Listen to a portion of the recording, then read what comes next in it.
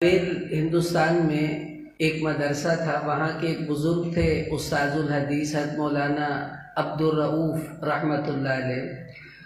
ایک شاگرد ان کی مالش کر رہے تھے، تو مالش کرتے کرتے انہوں نے اپنے اس شاگرد سے کہا کہ تم نے دیکھا ہے کبھی کہ کوئی لوہار کسی دوسرے سے اوزار مانگ مانگ کر اپنی دکان چلاتا ہو؟ کہا جی نہیں۔ فرمایا کسی بڑئی کو دیکھا ہے وہ کسی اور سے اوزار مانگ کر اپنی دکان چلاتا ہو؟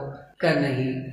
فرمایا اسی طرح علماء کو بھی چاہیے کسی اور سے کتابیں مانگ مانگ کر اپنا کام نہ چلائیں، خود کتابیں جوڑ کر اپنی لائبریری بنائیں، اپنا مکتبہ گھر میں بنائیں، تاکہ جو ضرورت کی کتابیں ہیں وہ ان کے پاس ہونی چاہیے۔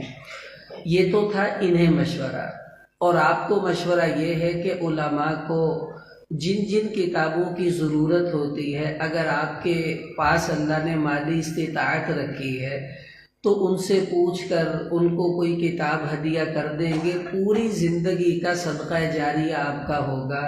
جتنا وہ دین کا کام اس کتاب سے کریں گے، سارا ثواب اللہ پاک آپ کو نصیب فرمائیں گے۔